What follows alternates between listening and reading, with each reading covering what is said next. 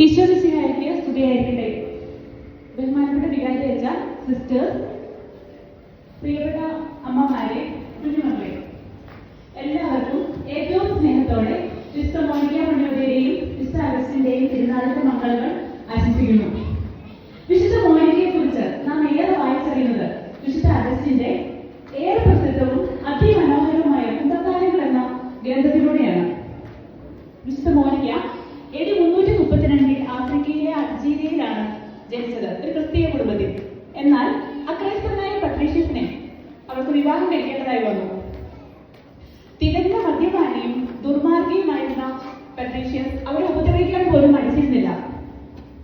അവളുടെ അമ്മായിയമ്മ അവളുടെ ജീവിത വിശുദ്ധിയിലും പ്രാർത്ഥനയിലും അസൂയ കൊണ്ട് അവരെ കുറിച്ചുള്ള അപവാദങ്ങൾ നാട് മുഴുവൻ പറഞ്ഞു നടന്നു. മോനിക്കയുടെ ഏക പ്രതീക്ഷ അവളുടെ 3 മക്കളായിരുന്നു. പഠനത്തിൽ അതിസമർത്ഥനും മിടുമിടുക്കനുമായിരുന്ന അവളുടെ മകൻ അഗസ്റ്റിൻ പക്ഷെ ദുർമാർഗിയായി തീർന്നു.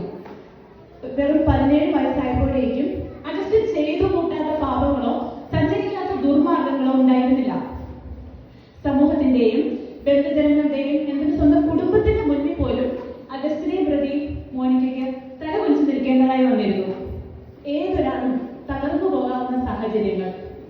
എന്നാൽ ആ അമ്മ യാതൊരു പരാജയമോ പിറുപിറുപ്പോ കൂടാതെ തന്റെ ജീവിത സഹനങ്ങളെ ഏറ്റെടുത്തു. തന്റെ ദൈവത്തിന് മുൻപിൽ മാത്രം കണ്ണുനീരോടെ നിരന്തരം നിശബ്ദം അവൾ പ്രാർത്ഥിച്ചു. ഏറെ നാൾ നീണ്ട ഈ പ്രാർത്ഥനയുടെയും കണ്ണുനീരിന്റെയും ഫലമായി മരണക്കിടക്കയിൽ വെച്ച് പട്രീഷ്യസ് മാനസാന്തരപ്പെട്ടു, ജ്ഞാനസ്നാനം സ്വീകരിച്ചു. അവളുടെ യജ്ഞിക്കാരിയായ അമ്മായിയമ്മയും ക്രിസ്തുവിശ്വാസം സ്വീകരിച്ചു. പക്ഷെ അഗസ്റ്റിന് മാത്രം യാതൊരു മാറ്റവും ഉണ്ടായിരുന്നില്ല. അക്കാലത്ത് ക്രൈസ്തവ സഭയെ പിടിച്ചുകുലുക്കിയ മനിക്കേയസത്തിൽ ആകൃഷ്ടനായ അഗസ്റ്റിൻ അതിന്റെ പ്രചാരണാർത്ഥം യൂറോപ്പിലേക്ക് പോയി.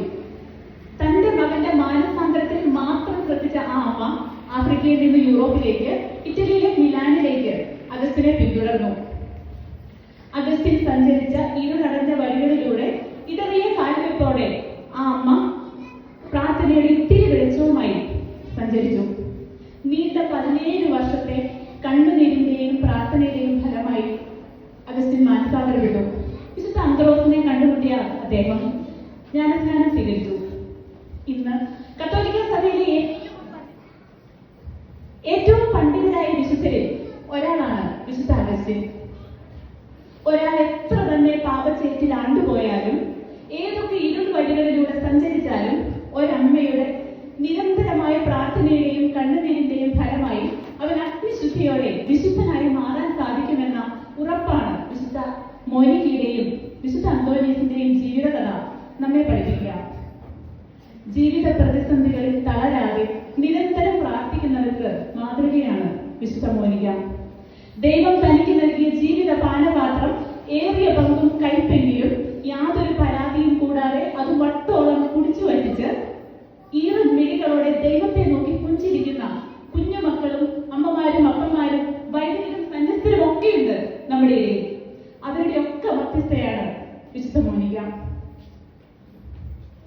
ആരും കാണാതെ വിശുദ്ധ കുരിശിന് മുൻപിൽ, വിശുദ്ധ കുർബാനയ്ക്ക് മുമ്പിൽ നാം ഒഴുക്കിയ കണ്ണുനീരിനെ, ശാരീരിക വേദനകൾ നിശബ്ദം സഹിച്ച് ഉറങ്ങാനാവാതെ നാം തള്ളി നീക്കിയ രാവുകളെ, വീണുപോകാൻ ഇടയുള്ള പ്രലോഭനങ്ങൾക്ക് മുമ്പിൽ തകർന്നു വീഴാതിരിക്കാൻ രക്തം വിയർപ്പാക്കി ഞാൻ നടത്തിയ പ്രാർത്ഥനകളെ എന്റെ പൊന്നു തമ്പുരാൻ അവിടുത്തെ ഉള്ളം കൈയിൽ അമൂല്യ നിധി പോലെ സൂക്ഷിച്ചു വെച്ചിട്ടുണ്ടെന്നും ഇഹലോകത്തിൽ അല്ലെങ്കിൽ പരലോകത്തിൽ അവിടുന്ന് എനിക്ക് പ്രതിഫലം നൽകുമെന്നുള്ള ഉറപ്പാണ് വിശുദ്ധ മോനിക്ക നമുക്ക് നൽകുന്നത്. നമ്മുടെ ജീവിത സഹനങ്ങളെ, നമ്മുടേത് മാത്രമായ കുരിശിന്റെ വഴികളെ കൂടുതൽ മനോഹരമാക്കാൻ, നിർമ്മലമാക്കാൻ വിശുദ്ധ മോനിക്ക നമ്മെ സഹായിക്കട്ടെ. നന്ദി.